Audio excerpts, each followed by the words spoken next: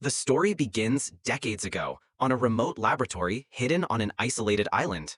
Inside, scientists carried out dangerous genetic experiments, fusing DNA from multiple dinosaur species to create powerful hybrid creatures. The work was top secret and lethal. As they worked, one small, careless act sealed the fate of the entire facility. A lab worker, snacking on a candy bar, dropped the wrapper. It slid across the floor and landed in a control panel. Sparks flew, alarms blared. Security doors failed one by one. The lab descended into chaos as containment broke. Among the panic, a worker was trapped inside a cage, screaming for help. Before anyone could save him, one of the monstrous hybrids lunged and tore him apart. The facility was shut down. Governments worldwide banned human travel to the island chain where the surviving dinosaurs thrived. Years later, in a bustling city, a sick dinosaur collapses on a street, attracting headlines. Among the onlookers is Martin Krebs, a wealthy pharmaceutical executive, accompanied by Zora Bennett, a skilled ex-military operative. Martin reveals his mission. He wants to collect living DNA from 3 of the largest dinosaur species, one from the air, one from the land, and one from the sea. With this, his company could develop a revolutionary cure for heart disease.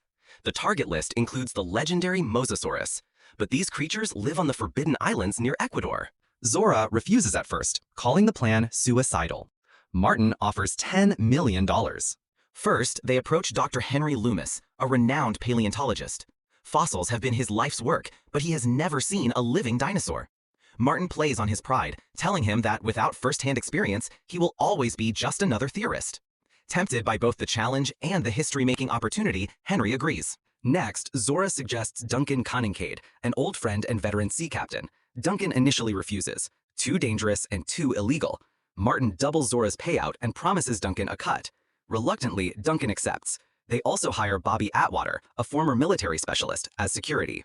Before departure, Henry gives the team a briefing. He has prepared special darts that draw blood from exactly 10 meters away. The darts eject automatically and float down with small parachutes for collection.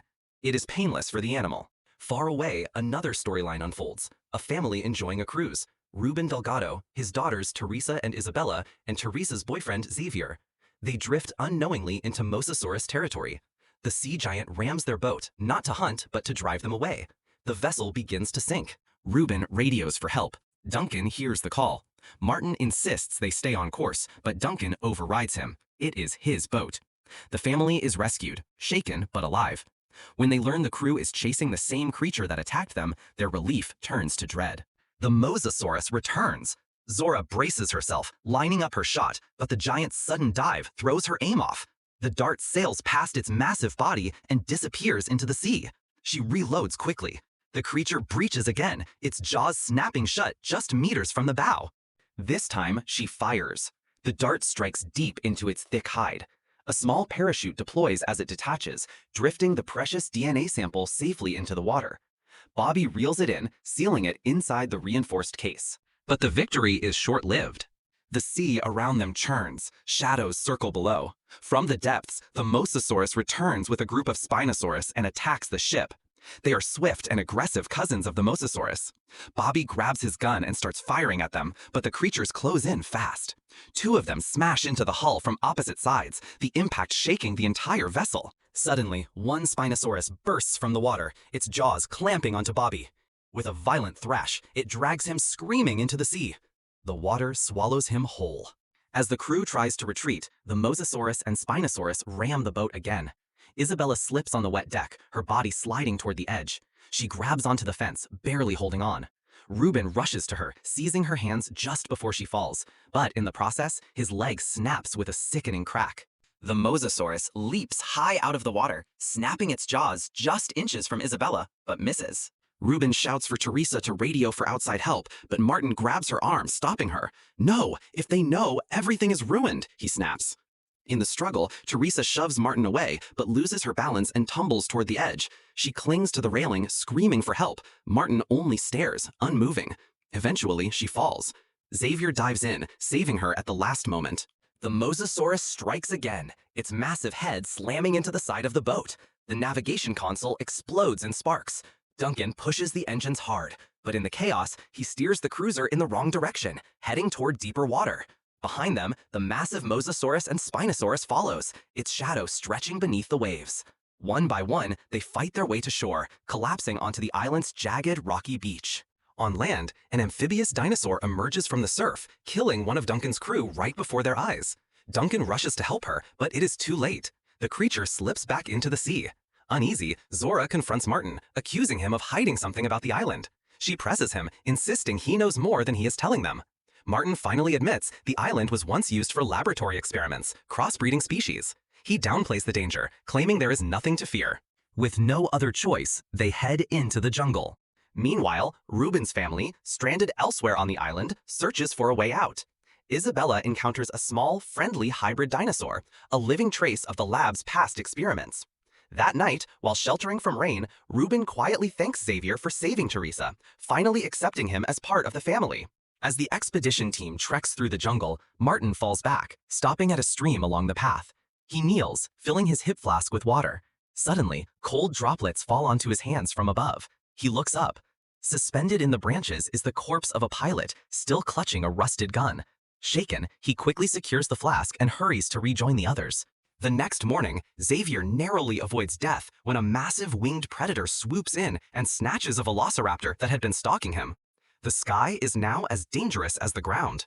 The team locates a Titanosaurus herd in a field. While they are distracted by foliage, Zora fires a dart and secures the second DNA sample easily. Henry, awestruck, touches a living dinosaur for the first time. It is nothing like the bones he has studied all his life. Meanwhile, the family faces a nightmare of their own. Teresa spots a small raft washed up on the shore. As she approaches, a low rumbling sound freezes her in place. A sleeping Tyrannosaurus rests nearby. She quietly retrieves and inflates the raft. The family boards, but the noise wakes the predator. With a roar, it charges after them. They paddle frantically, but the Tyrannosaurus is too fast. They steer into rocky shallows, forcing it to slow. In the chaos, Isabella becomes trapped beneath the overturned raft. The predator tries to drag her toward its jaws, but she slips free and rejoins her family. It pushes forward, but gets stuck between the rocks. The family barely survives. Duncan, Zora, Henry, and Leclerc rappel down to reach a nest built into an ancient temple on the side of a cliff. Their plan is to avoid confrontation by taking their final sample from an egg. Knowing the Quetzalcoatlus is a massive, carnivorous predator, they work quickly. Henry carefully lifts an egg and extracts the sample. Just as he finishes, the mother Quetzalcoatlus returns, furious. She strikes at them with her long, sharp beak. Leclerc hurls a hammer to drive her back, but it only enrages her further. She charges at him.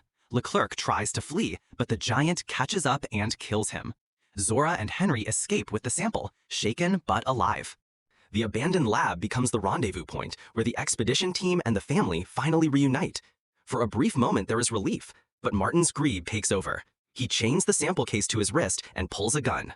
When the lab's emergency lights flicker on, they draw predators from the surrounding jungle. Dinosaurs breach the facility. The survivors scatter into underground tunnels. Martin flees in a car, launching a flare to signal their rescue chopper. The helicopter arrives, but a colossal mutant dinosaur appears. It is the same one from the original lab disaster. The beast leaps and grabs the helicopter from the sky, swallowing it whole. With the tunnels blocked, young Isabella slips through a small gap to open the final gate. At that moment, the mutant dinosaur charges. Martin distracts it briefly before being eaten alive. The samples fall to the ground. Duncan lights a flare to lure the creature away, sacrificing himself so the others can reach a boat.